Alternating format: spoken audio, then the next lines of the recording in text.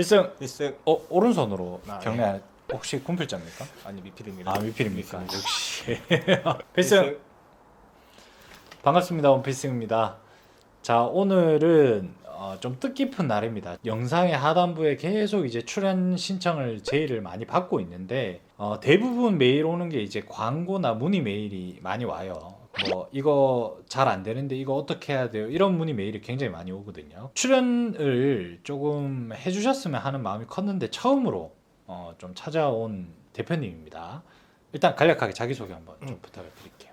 네, 안녕하세요. 저는 28살 이준영이고요. 이제 평택에서 왔습니다. 이제 평택에서 좀 추웠는데 대구는 좀 많이 덥네요.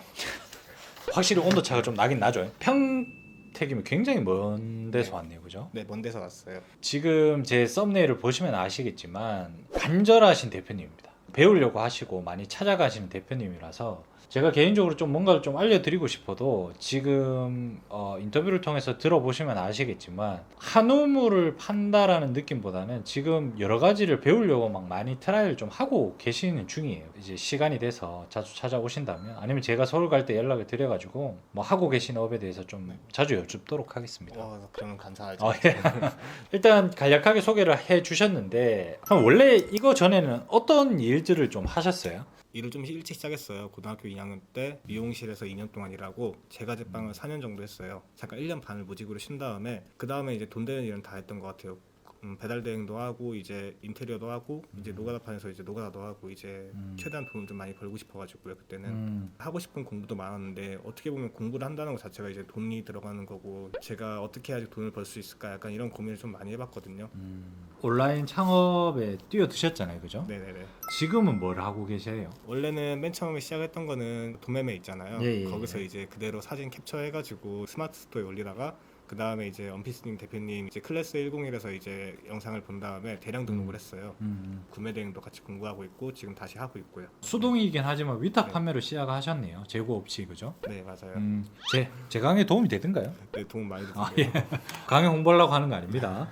한 대량 등록 위탁 판매 그럼 한 몇 개월 정도 하셨어요? 개수로 따지면 5개월 정도 했었죠. 5개월. 지금은 구매 대행을 공부하고 또 조금씩 하고 계시는. 네, 맞습니다. 용어에 대한 혼란이 좀 있을까 말씀을 드리는데 진짜 구매를 대행해주는 업자들이 있어요. 그건 아니고 뭐 1688이나 타오바이에 있는 거를 국내에 이제 마켓에 올려놓고 하는 거 말씀하신 거 아니에요? 네, 맞습니다. 좀 정리를 하자면 일단은 되게 다양하게 일을 많이 했네요. 그리고 고등학교 때부터 시작한 미용과 제과 제빵, 인테리어, 노가다, 그 다음에 배달, 대행 돈 되는 거 일단 다 한 번씩 해보자라는 주의였고 이 업들을 쭉 하면서 어떤 것들이 제일 괜찮았던 건가요? 어떤 일을 하든 간에 제가 느낀 건데 어떤 일을 하든 간에 다 똑같더라고요. 이제 하는 일은 다른데 진짜 이론은 다 똑같아요. 결론은 자기가 느꼈을 때 체감하는 노동의 강도는 그리고 업무의 스타일이나 이런 게 큰 틀에서 벗어나지 않더라. 뭔가 굉장히 본인 스스로 자괴감도 들고 그죠? 조금 더 좋은 수익 구조를 만들고 싶어서 지금 사업을 택했고 첫 발을 띈 게 이제 온라인 창업 쪽이잖아요. 네, 맞습니다. 그죠? 내가 그래도 일을 많이 해보면 쪼라고 하죠. 쪼가 있거든요. 다양한 현장 경험들이 많잖아요. 네네. 업종도 다 다르고 본인이 지금 그래도 내가 살아오면서 이거 하나만큼 자신 있다라는 게 있어요? 저는 매달리는 걸 정말 잘해요. 뭔가 막혔을 때 안 되면은 이제 그냥 그 앞에서 계속 매달리고 있는 걸 정말 잘해요.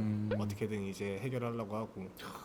젊으신 구독자분들이나 사회생활을 많이 하신 분들 모두 공감을 할 텐데 해결할 때까지 어떤 일을 지고 그거를 해결할 때까지 좀 배우는 과정이 일을 배우는 과정에서 가장 중요하다고 저는 생각을 하거든요. 저도 직원들한테 일을 시킬 때도 그랬고 그럼 대표적으로 제일 길었던 업력이 보니까 제가 제빵을 한 4년 정도 네, 하셨네요. 그죠? 네. 그럼 이때 본인이 좀 얻고자 했던 노력들에 대해서 간략하게 좀 설명을 해줄 수 있나요? 다른 분들은 다 저 빼고는 다 대학이나 아니면 유학을 갔다 오신 분들이었어요. 아무래도 좀 규모가 있는 곳은 그러더라고요. 이제 제가 남들보다 좀 더 많이 뒤처진다는 느낌 많이 들었어요. 일도 거의 잡일만 2년 동안 했고 했으니까.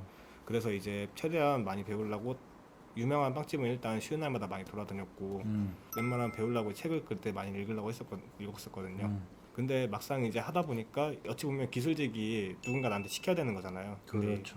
가르쳐줄 만한 사람들 찾아서 최대한 면접도 많이 보고 이제 그 빵집에서 일도 많이 해보고. 되게 마인드는 되게 좋네요. 그 사실 그 분야에서 먼저 성공한 사람들 찾아가서 뭔가를 배운다는 게 가장 솔직히 시간을 절약하고 가장 좋은 경험을 얻는 방법이거든요. 저도 해봐서 알지만 진짜 별거 아닌데 그 해봐야지라는 생각이 오늘 아침에 들었다가 오늘 저녁에 또 없어지고 그 대표님이 계신 곳에 찾아가고 이런 게 생각보다 쉽지 않아요. 일반 사람들이 2개가 보인다면 이렇게 얻고자 하는 사람들이 한 2.5개 정도를 더 보는 것 같아요. 그래서 그 0.5개가 계속 쌓여서 캐치할 수 있는 부분들이 생겨나더라고요. 저는 그렇더라고요. 결국은 이렇게 돌고 돌아서 온라인 창업으로 하겠다라고 마음을 먹었잖아요. 네네. 온라인 창업을 택한 이유가 있을까요?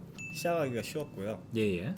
제가 잘하는 게 이제 매달리는 거다 보니까 이제 계속해서 시도를 해볼 수 있다는 게 이제 좋았어요. 그렇죠. 구상하기가 굉장히 좋죠. 어찌됐든 간에 구매 대행도 위탁 판매에 대한 커리큘럼을 가졌잖아요. 네. 그죠? 재고 없이 해외에서 이제 직배송하는 시스템으로 파는 행위인데 초급자의 입장으로 봤을 때 국내 위탁했을 때 장단점이 뭐든가요?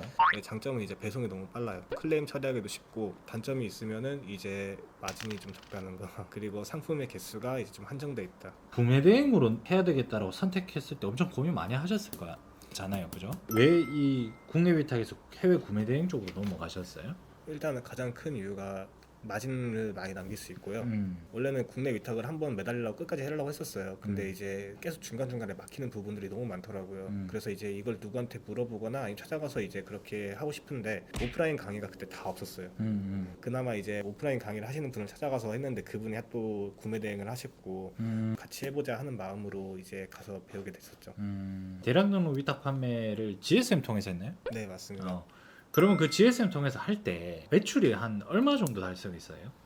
제가 제일 많이 했을 때는 이제 750만 원 정도가 찍었어요. 몇 개월 만에 찍었죠? 3개월 만에요. 3개월 만에. 마진 때는 평균 한 얼마 정도 봤었죠? 5% 정도 나왔습니다. 5% 정도 보고. 상품명 가공은요? 상품명 가공은 이제 1차에서 2차까지 넘어가는 과정이었고요. 그러면 지금 구매 대행은 매출이 어떻게 되세요? 지금은 이제 300만 원 정도 됩니다. 여기에 평균 마진율은 어떻게 되세요? 50% 떼고 있어요. 그 배송이 늦어져서 취소가 되거나 반품됐을 때에 대한 리스나 네네. 뭐 이런 부대 비용을 다 빼고 순수 50%가 남는 거예요?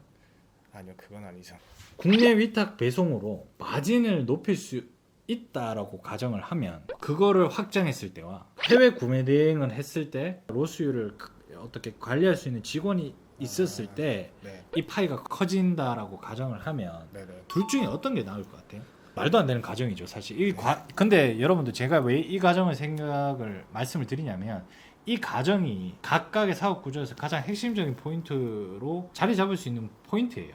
어떻게 보면. 그렇게 한다면은 아무래도 국내가 낫기는 훨씬 낫죠. 이제 좀 더 이제 그만큼의 이제 어느 정도의 보장 안전성이 있으니까 좀 시기에 따라서 이제 움직이는 것도 아니고 뭐 유행을 타는 것도 아니고 그러는 거니까요. 만약 제가 사업 규모를 엄청나게 키운다 하면은 글쎄요. 일단은 국내 위탁이 나을 것 같아요. 근데 도매처한테 제가 전화해서 이것저것 많이 물어봤거든요. 이건 어떻고 저건 어떤 제품이고 이게 만약 품절이 되면 언제까지 올 수 있냐 뭐 이런 것 등등 이제 많이 물어보다가 보면은 거의 70%가 중국 제품이라고 또 많이도 하고 유럽이나 아니면 미국도 이제 중국에서 이제 물건을 떼온다 하기도 하고 해서 또 이제 그렇게 보면은 중국에서 또 사입을 하는 것도 공부를 미리 해놓는 것도 좋을 것 같기도 하고 어떻게 보면 이제 커지면 커질수록 더 모르겠어요. 사실 더 공부를 많이 해야 되니까 어떤 게 낫냐가 보다는 그냥 장단점이 있을까 약간 제 생각엔 그래요. 제 생각에 저는 아직 잘 모르지만 이 생각이 중요한 겁니다. 사실 셀러일 때는 자기가 구상한 사업을 사업화 시키는 게 자기의 무기예요. 장단점이 무조건 어떤 걸 하더라도 있을 수밖에 없어요. 근데 내가 지금 힘든 부분을 해결해 나가서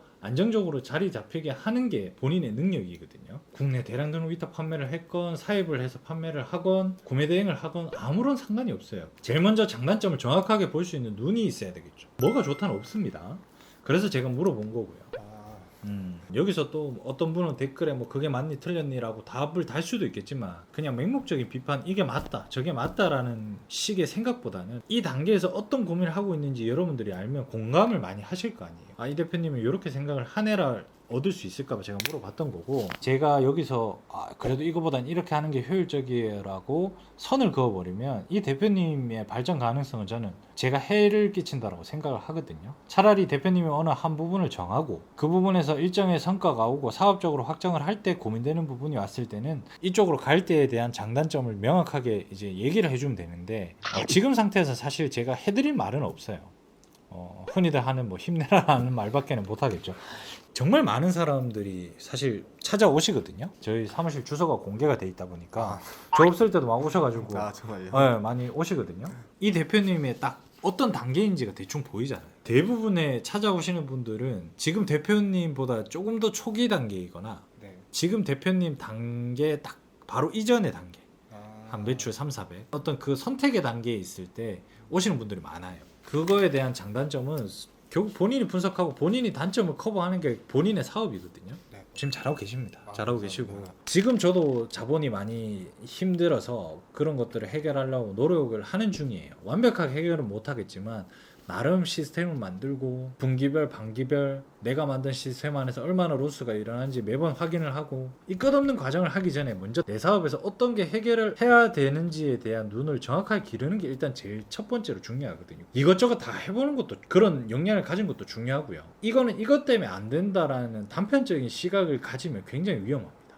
안 되다 보면 또 단편적으로 이 힘든 부분만 생각이 나서 또 다른 좋아 보이는 게 더 눈에 확 들어오거든요. 저게 좋아 보여서 뛰어드는 사람이 대다수예요. 내가 팔아보니까 여기 마진이 없어.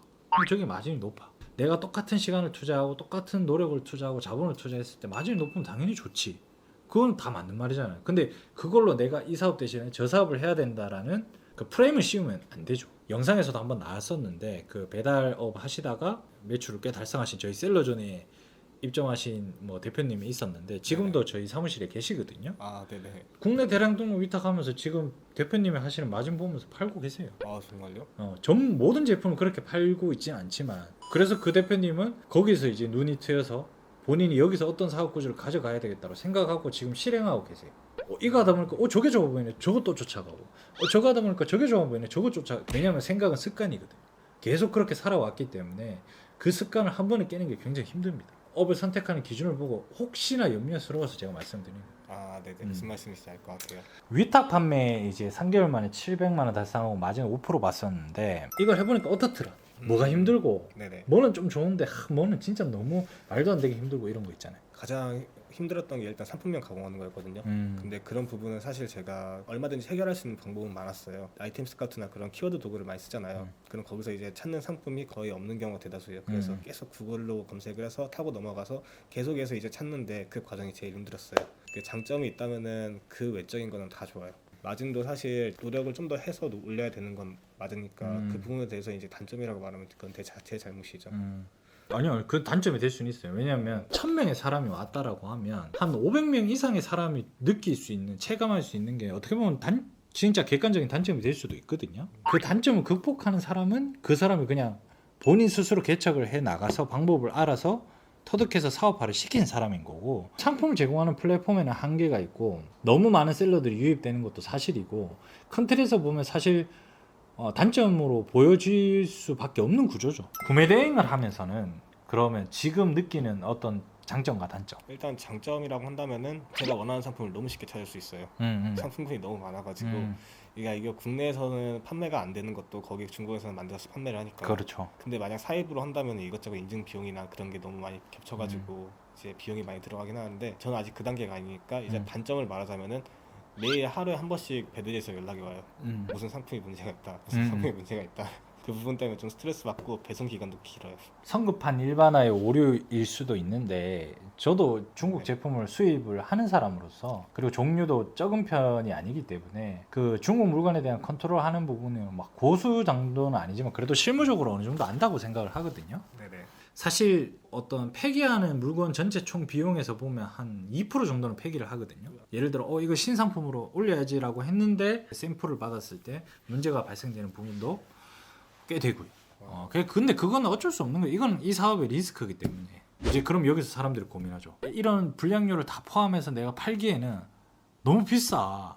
이거 팔리겠어? 네이버 쇼핑에서 내 상품하고 똑같은 사람들 거면 계속 찾아요. 얘는 이거에 파는데 나는 이거 팔릴까? 이 고민부터 이제 끝나는 거예요. 거기서. 그럼 이 구매 대행도 별 거야. 사입도 별로 아니야.